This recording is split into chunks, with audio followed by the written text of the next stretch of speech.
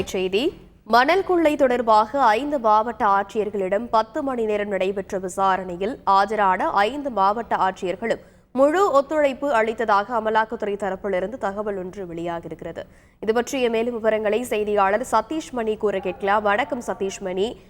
5 மாவட்ட ஆட்சியர்கள் அமலாக்கத்துறை விசாரணைக்கு ஆஜரான நிலையில் அவர்கள் என்ன தெரிவித்தார்கள்? தற்போது வரை கிடைத்திருக்கக்கூடிய முதற்கட்ட தகவலின் முழுவதும்.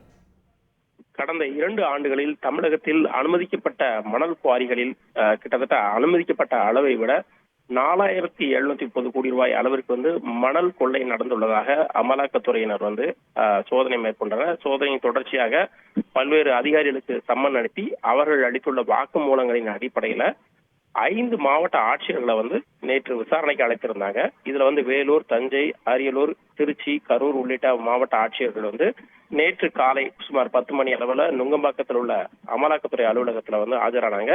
கிட்டத்தட்ட இரவு 8 மணி அளவுல தான் அந்த விசாரணைகள் முடிந்து அவர்கள் அனைவரும் புறப்பட்டு சென்றனர். இந்த நிலையில அமலாக்கத்துறை தரப்புல இந்த விசாரணையில் அவர்கள் கூறியது என்ன, அவர்கள் எவ்வாறு இந்த விசாரணைக்கு ஒத்துழைத்தார்கள் என்பது குறித்தான தகவல் வெளியாயிருக்கிறது. இதுல அவங்க என்ன மணல் குவாரி அந்த மணல் குவாரிக்கு உரிமம் கொடுப்பது இறுதியான முடிவு மட்டும்தான் கலெக்டர்கிட்ட வரும். ஆனா அதுக்கு முன்னாடி சம்பந்தப்பட்ட பல துறைகள் இருக்கு.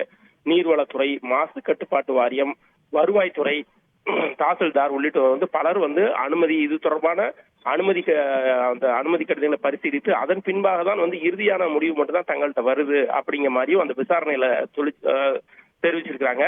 மேலும் இந்த விசாரணையின் போது கிட்டத்தட்ட ஒரு 10 மணி நேரம் விசாரணை நடந்ததுல முழு ஒத்துழைப்பு 5 மாவட்ட ஆட்சியர்களுமே முழு ஒத்துழைப்பு அளித்ததாகவும் அமலாக்கத்துறை தரப்புல தெரிவிக்கப்பட்டிருக்கு.